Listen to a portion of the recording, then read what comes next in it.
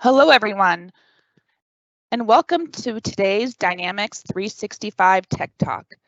Today's topic is planning and configuring your chart of accounts, Part 4, Calendars and the Ledger. My name is Erin, and I'll be your moderator today. We are broadcasting this session through Teams live events, and the audio can be heard through your device speakers. This session is being recorded on behalf of the Microsoft Corporation.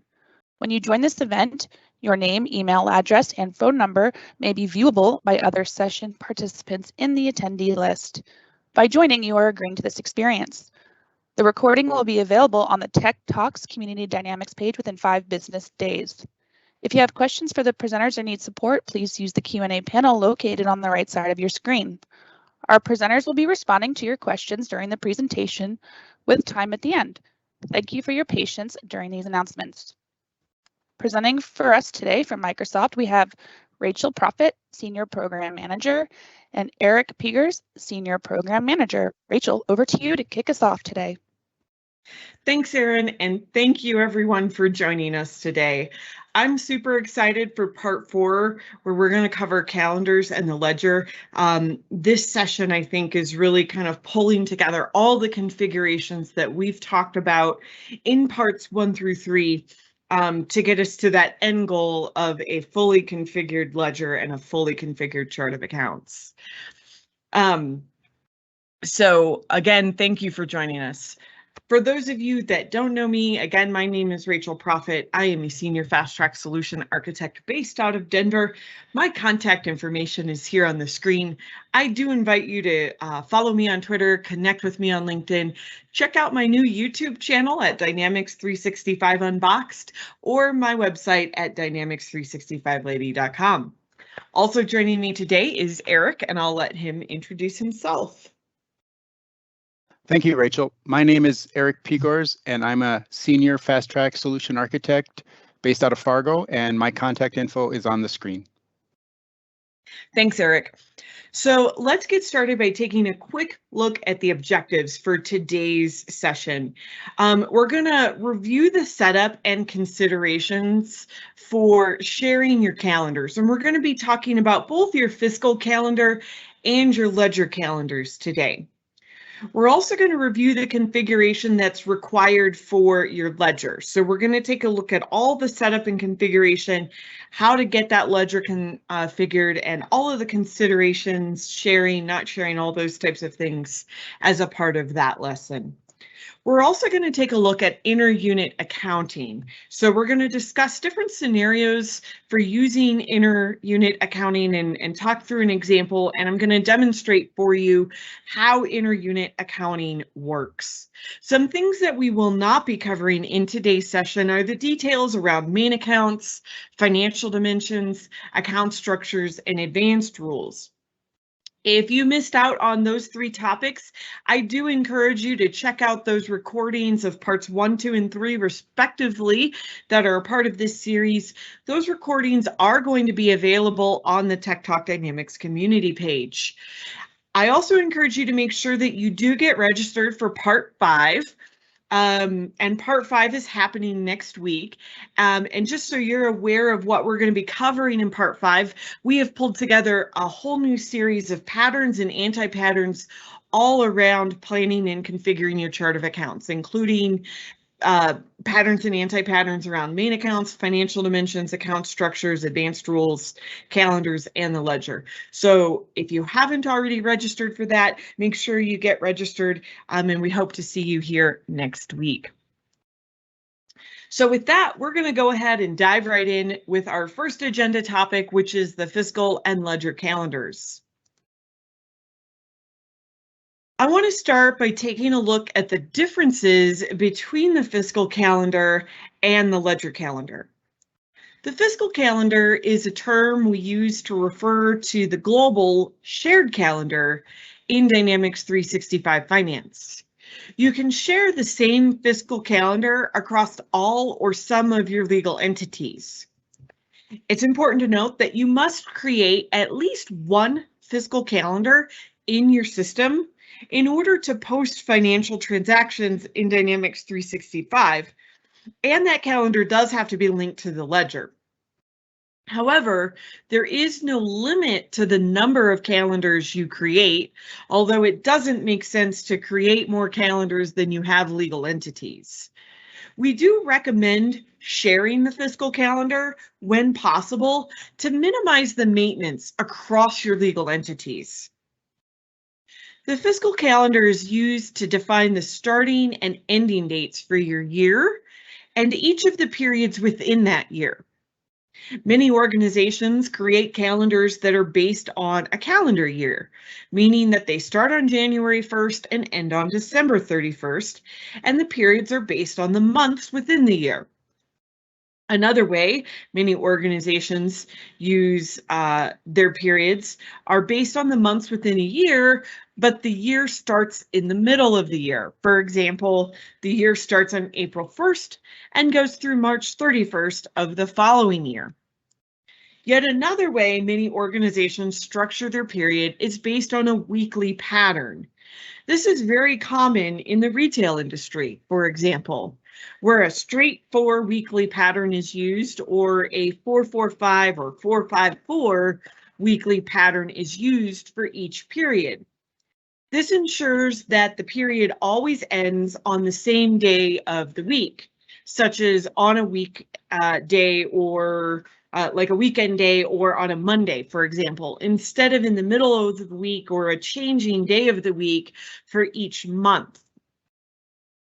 When the weekly pattern is used for periods, there are 13 periods in each year instead of 12.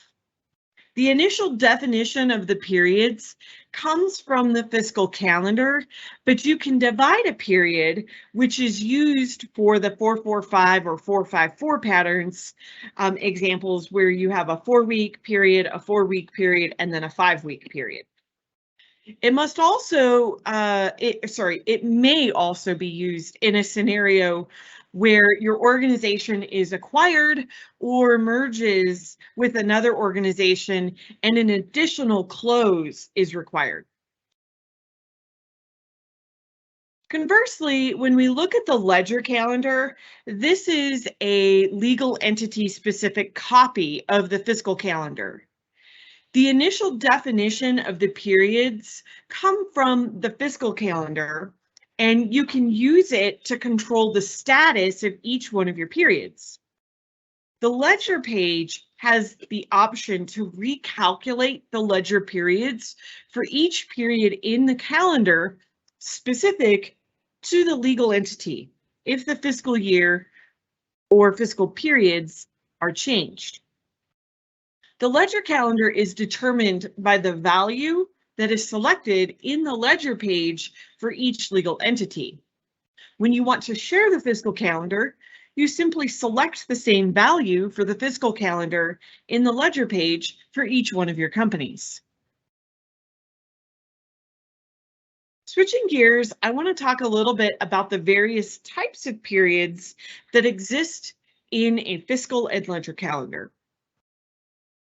First, we have the opening period.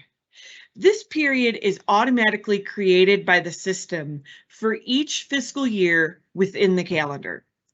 The status of this period is set to permanently closed, which means that transactions cannot be posted directly into this period. This period is critical to the year-end close process when the balances are transferred from the previous year into the new year. Next are the operating periods. The number of operating periods is based on how you structure your periods. This can be monthly or weekly, for example, with periods that are 4 or 5 weeks long. These are the periods where your transactions are going to be posted when you're performing updates throughout the system, like posting journals, invoices, payments, and so on. When you first create a new fiscal calendar or year within that calendar, all the operating periods statuses are open, which means that you can post transactions into the periods. You will typically want to put the future periods on hold to prevent accidental posting into the future. You can also control the status in operating periods by module. The last type of period is the closing period. This is another period that is automatically created by the system for each fiscal year within the calendar. By default, the status of this period is set to on hold, and you can manually open the period if you're going to post into this period.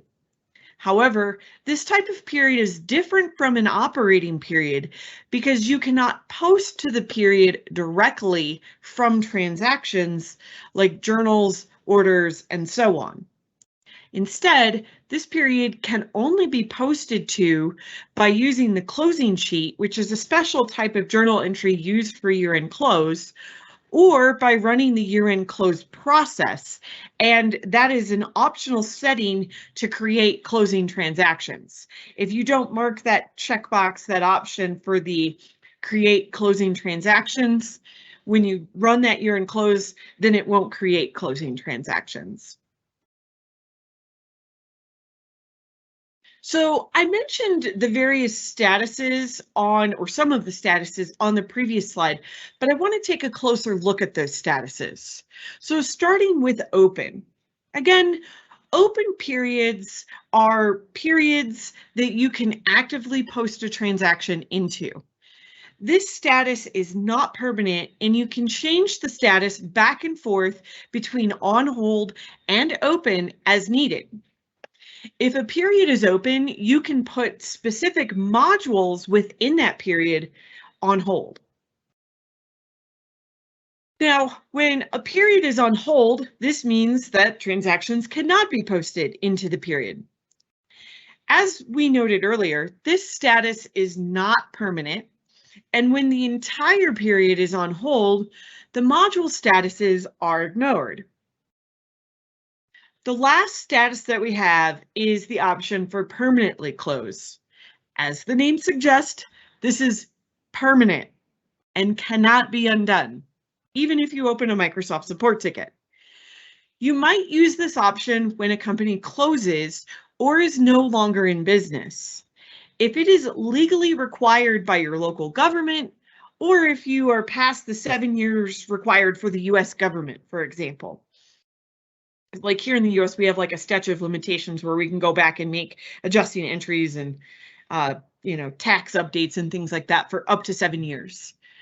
Different countries might have different requirements or different regulations in place that control when or if you should permanently close a period.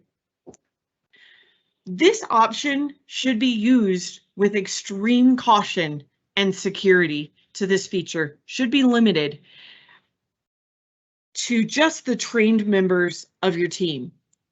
The user is required to confirm this option, and they're warned on screen that this cannot be undone. If they do click on it, there is an opportunity to, click off of it and say, no, you don't want to do this.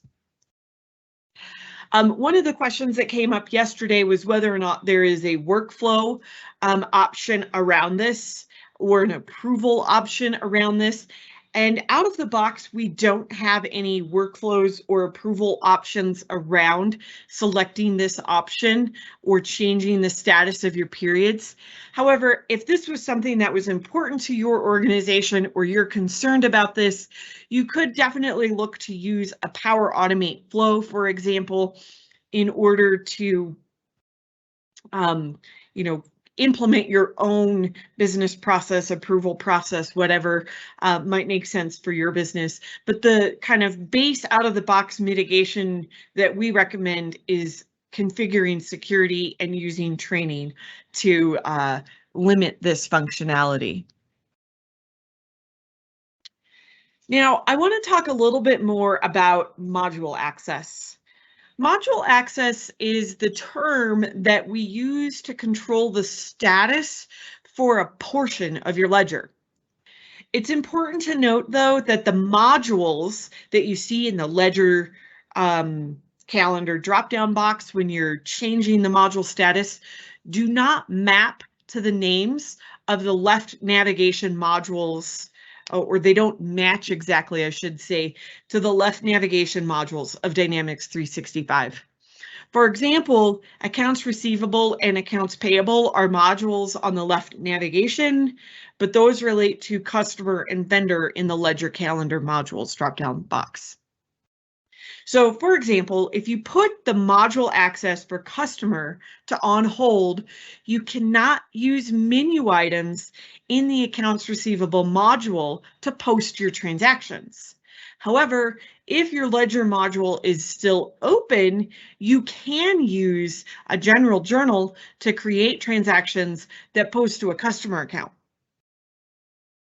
Many organizations have period end closes or processes around period end that may last several days or even weeks. It's generally not desired or advisable to leave a period open for days or weeks past the end of the period, as users may inadvertently post transactions into the previous period that actually belong to the current period. And with generally accepted accounting practices, transactions should be recorded in the period where they occurred, or they should be accrued in that period. In many organizations, accounts receivable and sales are closed much quicker than accounts payable and purchase invoices, just as an example. When you use the module access feature, you can prevent or allow transactions in a subledger for all users or a specific group of users. For example, if you want to prevent the customer subledger transactions such as AR free text invoices, sales order invoices, customer payments, and so on, you can stop the customer module but still allow transactions to the vendor. Since the module access is driven by the menu items, you'll want to ensure that your security is configured and tested to ensure that no users can access a menu item in an unexpected module. So next, I want to take a look and do a demonstration for you of how you can control the status of your ledger periods. So we're going to start by navigating into the ledger form, and then I'm going to click on the ledger calendar button. This will open up a new page, and I'm going to select period 2 for my example. I'm going to select the upper checkbox right to select all of the companies, and then click update period status. It sets it to on hold by default, and all I need to do is click update. For the next example, I'm going to switch to period 3. And in this example, I'm just going to highlight a few companies and then click on update module access. Here, I'll select the application module, for my example, customer, and then click select. And then I'll choose the access level. In my case, I want none. I'll hit select. And now you'll be able to see, after I click update, that the customer module column will be changed to none. This indicates that we can't post transactions into the customer module. Really important to note, when you're in that drop-down box, you have those 3 options: none, all, or a specific user group.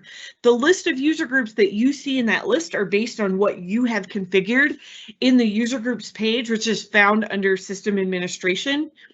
And when you create a user group, you can simply just create the name of the user group, and then you go to another tab where you select users, and you use like a left and right arrow to move those back and forth to the selected pane.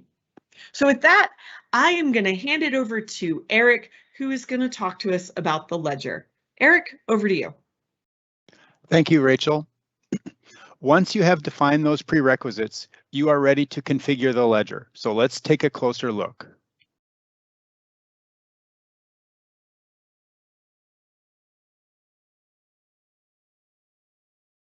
Next slide, please.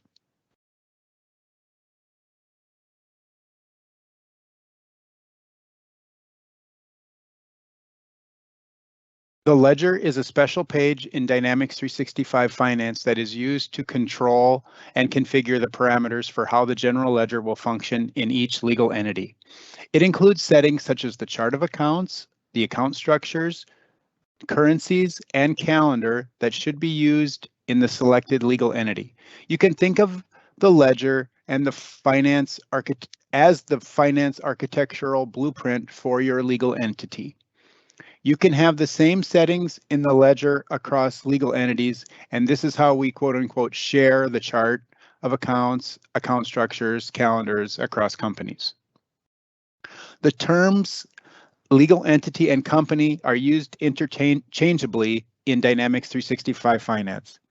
Each instance of Dynamics 365 can have many legal entities. By default, when you install Dynamics 365, you are provided a default company that is called DAT or DAT. This company should not be used for creating and posting transactions. However, you may consider migrating your default configurations into this company in order to use the copy company feature in the data management workspace. When you are planning and creating your legal entities in Dynamics 365, it is important to note that we strongly recommend that the legal entities you configure in the system should match your organization's legal structure. In larger organizations, you are likely to have additional companies that are not used for transactions and only used for consolidations and eliminations. There are special flags on the legal entity page that control if the company will be used for these types of transactions and prevent regular transactions from posting and only allow the consolidation or to only allow the consolidation and eliminations process.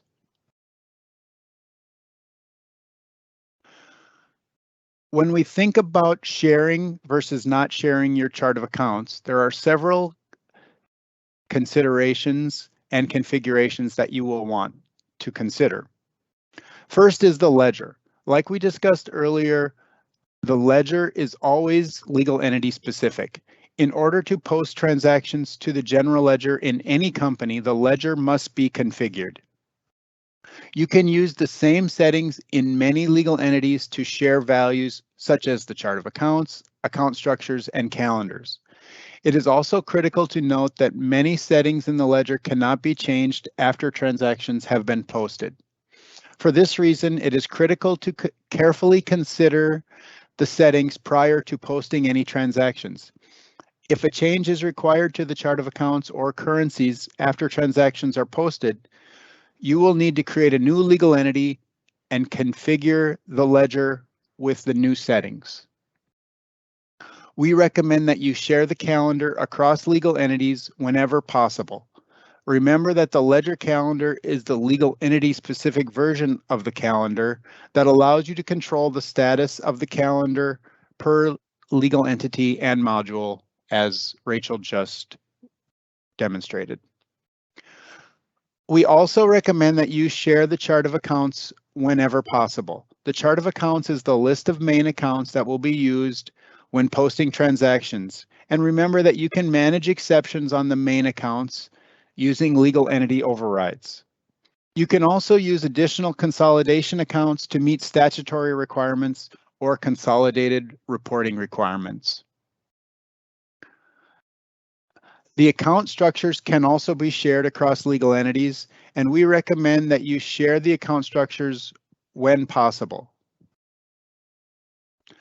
You do have the ability to change the account structures after transactions exist by going into draft mode and then activating when you want the new changes to take effect. Keep in mind that the dimensions or segments that you put in the account structure can have legal entity overrides to help manage the exceptions. You can also use advanced rules on your account structures to make segments and combinations that are legal entity specific.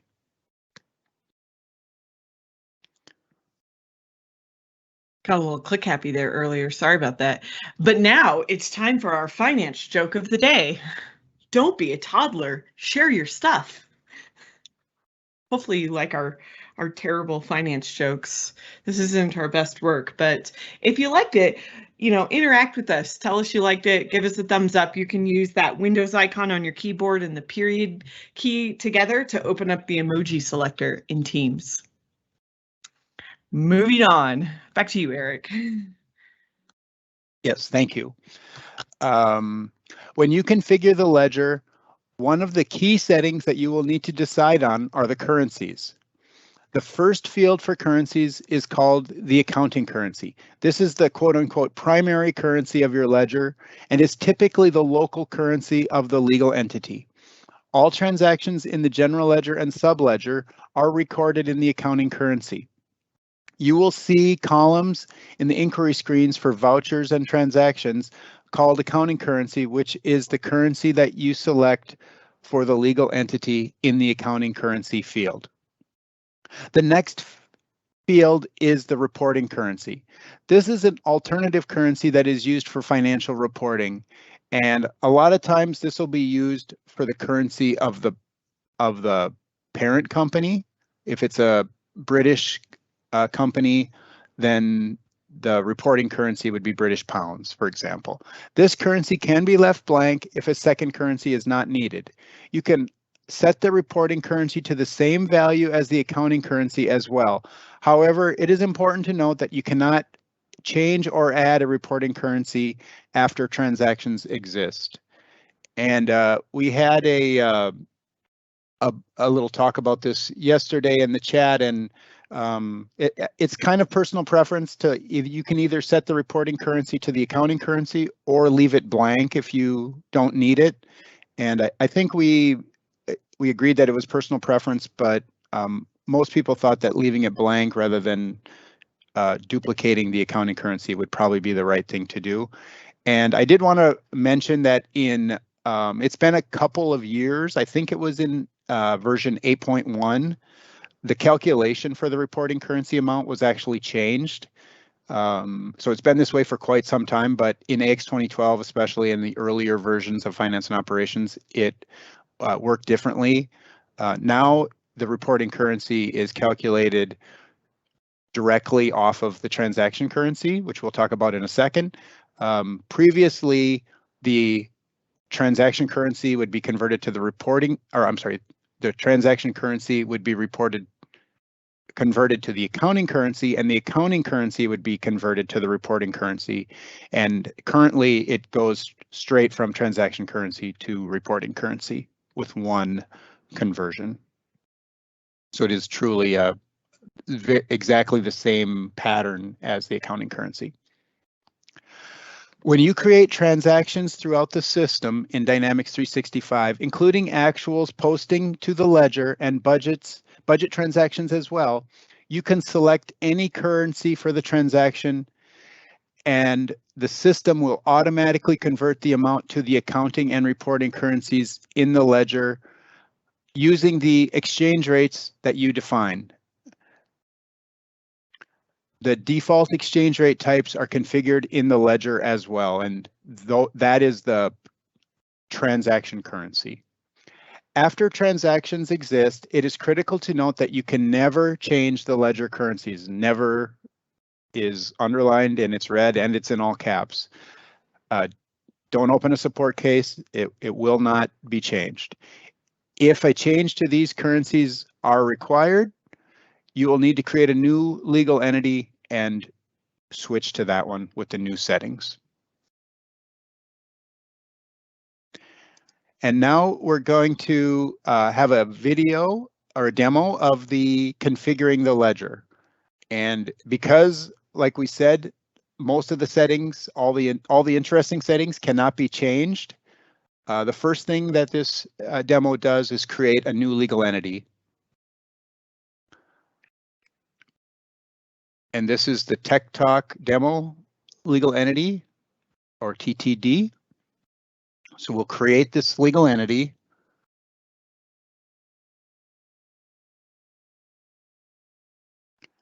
And then we're gonna set up a couple more things on this legal entity, and then we have to refresh the browser to get the new legal entity to show up in the legal entity list. So that'll take just a second here while we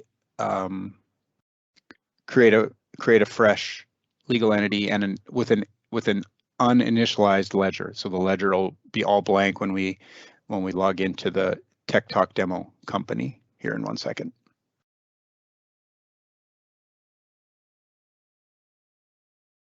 Okay, here we go. We're into the TechTalk demo company and we're going to open up the ledger form or ledger page. And you'll see right away that everything is blank. So we're going to go into edit mode and we're going to select the chart of accounts. And again, we're selecting the one that's used in other legal entities. So this is sharing. Same for the fiscal calendar. The fiscal calendar fiscal is used in a lot of the demo companies. We're not going to do anything with balancing financial dimensions. And we set the accounting currency to USD. And we're going to set the reporting currency to British pounds, which is the example that I mentioned, where this is a US, this legal entity is in the US, but the parent company is in Great Britain is a potential reason for choosing those options. We're setting the default exchange rate types for accounting, reporting, and budgeting. And now we're going to add the account structures. And again, we're sharing these with other legal entities. So this is the balance sheet.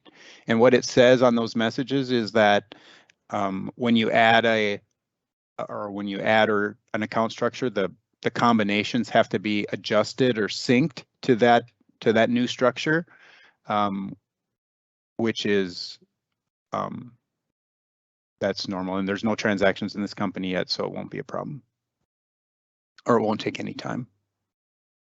So we've chosen the third one, including which is the statistical accounts, the third account structure.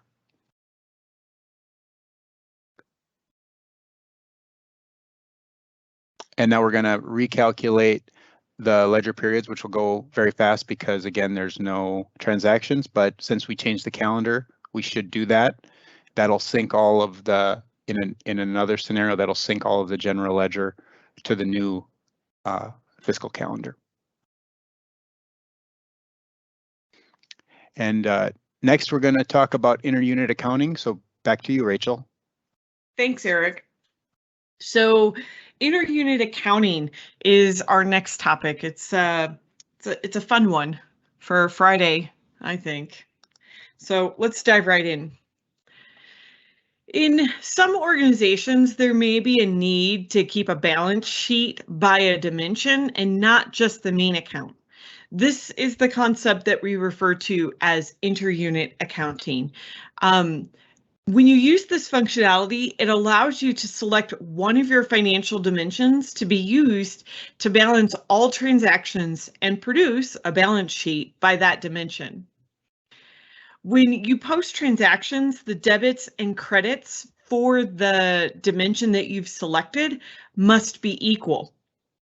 And if they're not, the system is automatically going to create an adjusting entry to balance the dimension using your interunit debit and credit amounts that you specify in the accounts for automatic transactions form.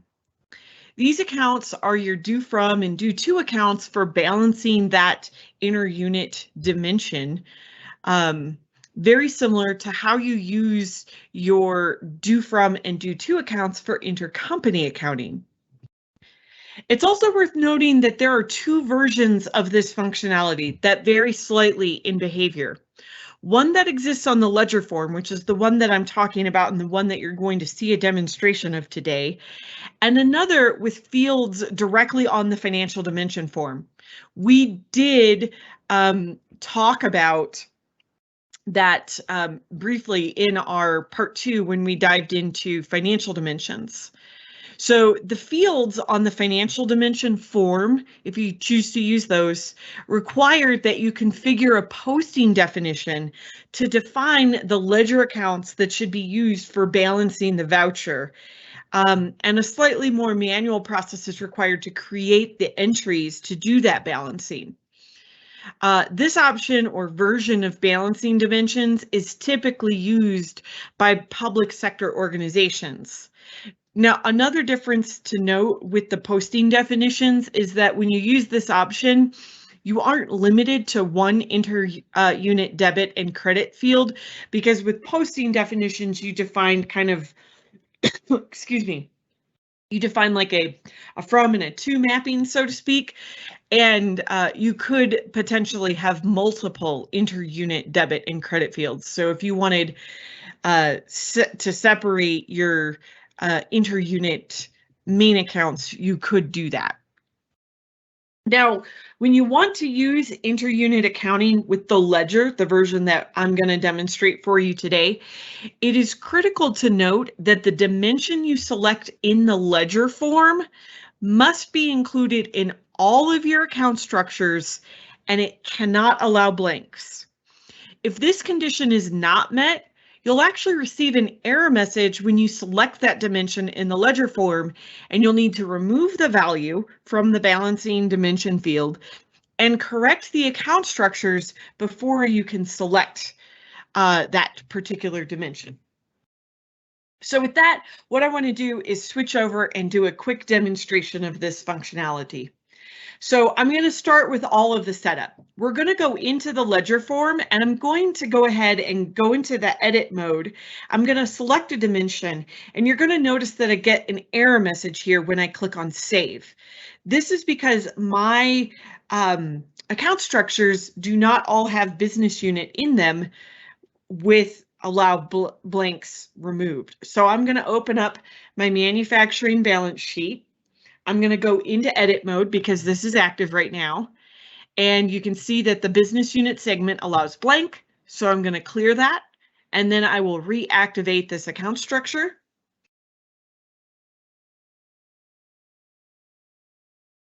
I'll close this window down and I'll go back to the ledger form. I'll repeat this process for the P&L. I'll go into edit mode, select my business unit segment, and clear the blank values are allowed, and I'll need to reactivate. So after I activate this, I will close the window down and we'll go into statistical. Now my statistical technically already does not allow blanks. I do click edit on this, but I have nothing to actually change. So I either need to delete the draft or reactivate it, since it doesn't matter either way you do it here, because I didn't actually make any changes. So I'm reactivating that and clicking activate, but I technically could have also clicked on delete draft. So now that all three of the account structures that are in here have the business unit and they don't allow blanks, I can reselect that value. I get a message here letting me know that all of my entries are going to be balanced. And now I need to configure my inter-unit debit and credit fields. So we're going to close the ledger form and we're going to navigate into the accounts for automatic transactions page, which is found in the general ledger underneath posting setup. Once I'm in that accounts for automatic transactions screen, this is where I can see those inter-unit debit and credit fields. Mine were already configured, so I didn't need to specify anything. So now what I want to do in my next demo is walk through and show you how to create, what this looks like in action. So I'm going to make a journal entry in a general journal, and I'm going to make sure that I have different business units on my offset account. So I'm creating a new journal. I'm going to select the journal name for the general journal, and then I'm going to click on lines to open up the journal. Once I'm in the lines, I'm going to go ahead and put the details in here. For my example, I'm going to go over into the account field, and I'm going to select my miscellaneous expense account. I'm going to select values for all of these dimensions. And, I'm just selecting allowed values. I don't have any retail channels that are allowed with this particular cost center. So I'm going to skip to business unit. For this example, I'm going to select home 001. I'll select all the other dimensions. So I'm choosing a department, an item group, and a customer. And then I'll put in a debit amount for this example. So I'm going to do $1,000 here. And on my next line for the offsetting entry, I'm going to use the same main account, and I'm going to use all the same dimensions. The only thing I'm going to change on this is the business unit. So this time I'm going to select auto 002, Same department, item group, and customer. And I'll put in a credit amount here for 1,000. So now I've got a balanced voucher. I'm going to go ahead and save and post this voucher. Obviously, you can have lots of entries. This can happen as well if you've got, you know, other types of source document transactions where your voucher doesn't balance. When I'm done, I'm going to click on print and then choose post your transactions by journal. And you'll notice I did select both the financial dimensions and ledger account checkboxes, and then I just click OK to generate this report. And this will pull up a report where you can see the vouchers. Now, you can see the system automatically generated this entry for me in my due from and due to accounts, balancing out that business unit for me. So you can see those debits and credits that were created. All right. So with that, I'm going to hand it over to Eric, who is going to walk through our do's and don'ts for the ledger. Eric, over to you. Thank you, Rachel. So let's talk about some do's and don'ts for the ledger. And these are somewhat of a repeat, but these are the most important things, so we want to make sure that they are super clear. Do's. Do analyze and select the correct accounting and reporting currencies. That cannot be changed, as we mentioned before. Do also analyze and select the correct chart of accounts, which also cannot be changed. Do make your legal entity structure match your legal structure. And this is important to not have too many or too few legal entities because you end up compensating with either having a dimension or have reporting problems because the data that you want on one report is in two companies. So again, that's really important. And then the last do is use Interunit Accounting, a balancing dimension, for when you need a balance sheet at a lower level. The don'ts are: don't create support tickets to change the accounting or reporting currency or the chart of accounts. Those go with the first two do's to make sure you do the right analysis ahead of time. Don't make more or less legal entities than you have legal companies. And if you make less legal entities, don't use a dimension to represent a legal entity. And I'm going to hand it back to Rachel for the rest, but then I will have a Q&A, a couple of Q&As to start off the Q&A session.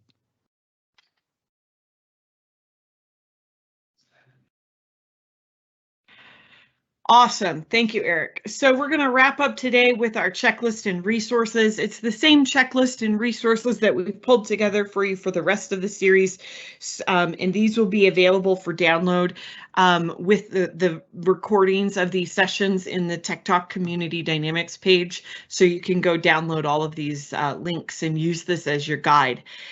Really, most of what we talked about today was in the second page of our checklist. And at this point in parts 1 through 4, we've now gone through all of that configuration that you need. There's a few optional things that we didn't cover, like we didn't demonstrate or talk about ledger account aliases as an example, but there's a link there if you want to set those up. It is an optional feature. We encourage you to use this checklist as a guide to help you when setting up and configuring your chart of accounts. Now, one thing I want to emphasize today, and I know we've talked about this, but it's really important that you create a financial architectural blueprint for your implementation.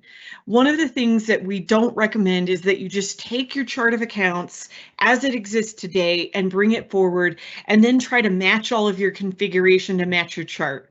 You should really be designing a chart that's designed to work with Dynamics 365 Finance and all of the functionality that we have. I think you'll find in the long run, if you redesign your chart to match the functionality of Dynamics 365 Finance, you'll wind up with less long-term maintenance pains. It'll be easier to report. And if you follow all of the guidance and best practices that we've put out here, I think you'll find that you'll have a better solution. Now, if you do have those statutory or specific reporting requirements to be in certain formats, I will strongly encourage you to use the ledger, additional consolidation accounts and the consolidation groups together to create that kind of mapping or transformation of your chart of accounts to those statutory requirements. But when you create a good blueprint of your financial business processes and you design your chart to that, right? The chart of accounts and all of this ledger setup that we've talked about is the backbone of all of these downstream processes and things that are going to happen throughout the system. And having a good design here will affect everything else that you're doing downstream. So I can't emphasize enough, don't just copy your chart of accounts. I don't know, Eric, if you have anything you want to add to that? No, I think you handled it well. Thanks. So the last slide here is just those resources to get you out to the general ledger docs and the finance learning e-learning catalog. We do encourage you to use these resources to help you in your learning journey if you're just getting started with the general ledger and the chart of accounts. So with that, we're going to switch over to our Q&A session, and it does look like we have a couple of questions that are still open in the queue that we'll work through. And we might go back and revisit some of the questions that we've already answered in the Q&A panel. Yeah, I have a couple that I want to mention, and then I want to, if you could take a look at the reclassify question, Rachel, while I'm. So one of the questions we had was, is it possible to turn off the balancing or the interunit balanced financial dimension? And the answer to that is yes. You can go into this is one thing that you can change in the ledger. As the demo that Rachel showed, she added it. It can be added after the fact, and it gives you the warning that, things that have been previously posted are not going to be balanced. And in the same pattern, you can go in and remove it, and it'll give you a message that will say that, the things that have been previously posted are not going to be unbalanced and nothing else will be balanced, but it will let you do it. And you do that in the ledger. That is the balance or the interunit dimension is one thing that you can change. Yeah, it's called balancing financial dimension, is one thing that you can change after transactions have been posted. And it just gives you a warning that it's not going to be retroactive or anything like that to change. The other question that I was going to mention was, about they said that they did have two companies. One has a April to March calendar, and the other has a January to December calendar.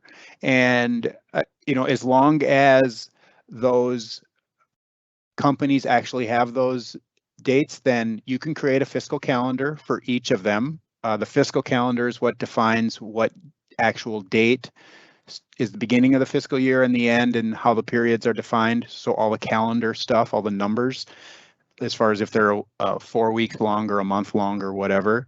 And this is not sharing, but if each of those legal entities that's how they operate, then not sharing is the right thing to do in this case.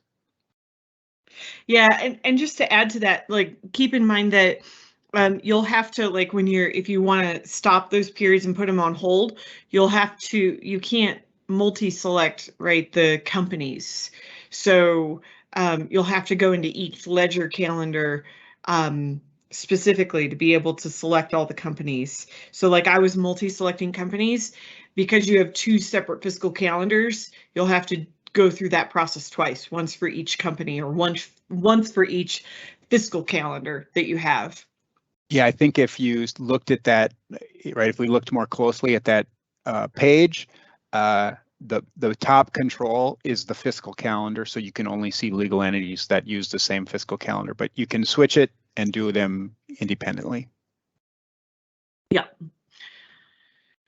All right, so this question about reclassifying. So the question is, if we classify, for example, current to non-current, the ledger balance originated from the subledger, for example, the bank, via the closing sheet, what is the implication? Does it create a reconciliation issue with the bank versus the GL? If yes, what are the available options to reclassify the balances in an appropriate way? It depends a little bit on what you mean by reclassify. So if you're actually moving a balance from one main account to another main account, so if you have like a current year and a prior year balances, this is really common with like fixed asset depreciation accounts. You're like, and if we'll go back to the bank example here.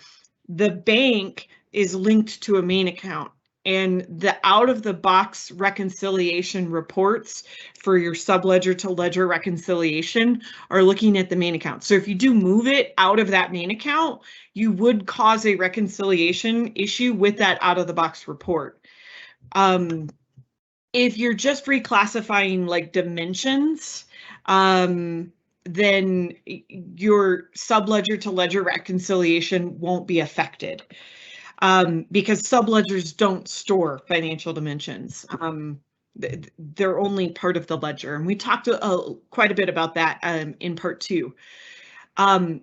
If you do have this situation where you're moving it from one main account to another main account entirely, then you're going to likely need to either customize the existing reconciliation report or create your own mechanism for reconciling that is actually summing two main accounts, or using date ranges and things like that. You might have to run 2 reports, but you know, from the ledger to subledger reconciliation reports that exist in each of the modules, they're designed to go look at the parameter that is on that bank account or on that fixed asset or on that customer posting profile or vendor posting profile, whatever, you know, wherever that GL account, that main account comes from. So hopefully that explains it. If not, feel free to kind of type back in another question and we'll try to get that addressed.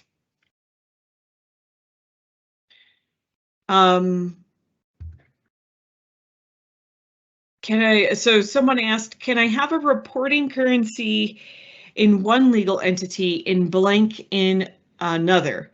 And yes, you absolutely can. There's no restriction on kind of like across legal entities. So those ledger settings are per legal entity. You can even have, if one legal entity has a reporting currency of,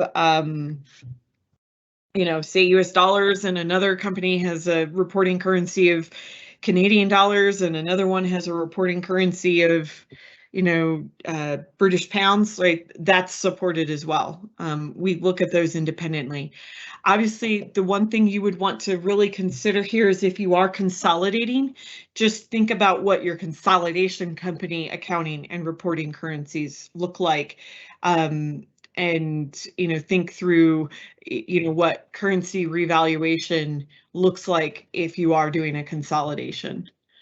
That would be my only kind of piece of advice there.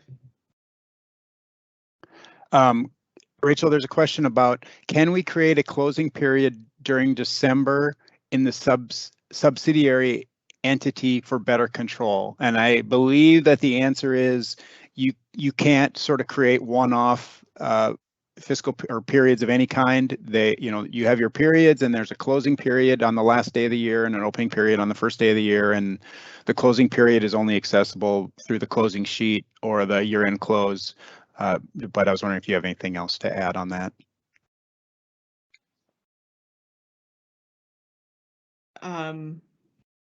I'm not sure that I'm following. Can you repeat that? Sure.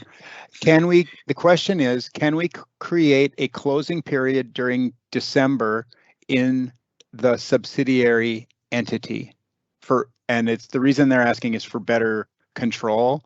And I believe that this is like a special closing period they want to maybe manually create, which is generally not supported, right? You can create the normal, you can only there's an opening period on the first day of a year, all the regular operating periods, and then the closing period on the last day of the year, which is only accessible with a closing sheet or the year-end close process. Right.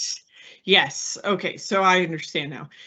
I think you're right. Like the only type of period that you can manually create is a operating period. The closing and openings are created automatically, and there's not a way to manage that. So if you have this situation, the one thing that I might recommend is that you make a special journal name and a special voucher series that's used for these closing entries, and link it to the journal, like, link that voucher series to a special journal name. You might want to set that up to be private for specific user groups as well, so it's limited to a small subset of people. And then from a reporting standpoint, right, if you've got a separate journal name and a special kind of voucher series for these closing entries that you're doing, you would be able to kind of pull those out from a reporting standpoint. That would be my best kind of recommendation from a workaround standpoint, without trying to edit the system or customize the system. Okay, one last question here. When we pay a customer invoice and the dimensions are different on the invoice and payment, the system generates transactions to balance the dimensions. Even though the balancing dimension in the ledger is not configured, is it possible to turn that off? And I think that the answer to this is no, because it's trying to sort of make up for the differences between the invoice and the payment during settlement. But I was wondering, Rachel, if you have any comments on this general question.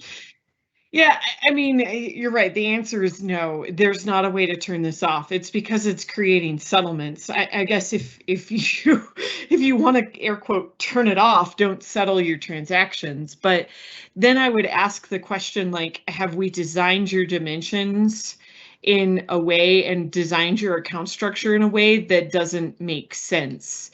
Because that settlement is typically a balance sheet entry. So you might have a financial dimension on those balance sheet accounts that doesn't make sense, but it's getting filled in because, it's coming from source document headers or something like that. So in most cases, I agree it doesn't make sense. Like but I would go back and look at, like, have you designed something in the chart or in your account structures that's putting a dimension on these main accounts where that settlement is happening, to cause that to happen. But I mean, it is natural behavior, and there is not a way to turn it off unless either don't settle or don't use those dimensions on the main accounts where the settlement gets posted, which are typically balance sheet accounts. And in most cases, you don't have dimensions on a balance sheet unless you're doing interunit accounting. So perfect. That's hopefully that answers the question. I think that's great. Yep. And that was what the part that I was not sure on. So and there's no other questions. So great. Were there any other questions that came in that got answered that you want to revisit or reemphasize? There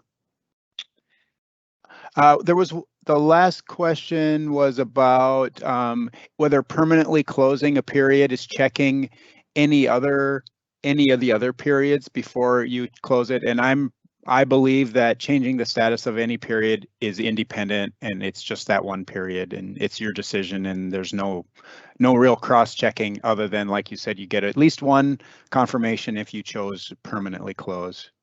Yep. So you're absolutely correct. It does not check. We even had someone go into one of our demo environments and close a random March or something like that. Permanently close it. I don't know if they were just trying to see what it looked like when it happened. I'm like, yeah, well, thanks guys. March is out for demo data. That's it. Thank you. All right. Well, awesome. Thank you again, everyone, for joining. Make sure you are registered for part 5 happening next week. We've got 3 GIFs that we have pulled together for you. It's going to be amazing and exciting with all these patterns and anti-patterns. I can't wait, but I'm going to hand it over to Erin. We do appreciate your feedback. Please take a minute or two to fill out the survey. Excellent. Thank you, Rachel. Yes, I have posted a link to a short survey in the Q&A panel. We'd like to get your feedback on today's session and hear what you'd like to see in future events. We thank you in advance for your participation. As a reminder, the recording of today's session will be available on the Tech Talks Community Dynamics page within 5 business days. I'd like to extend a big thank you to Rachel and Eric today, and of course to our audience for joining us. We hope you have a wonderful rest of your day wherever you may be.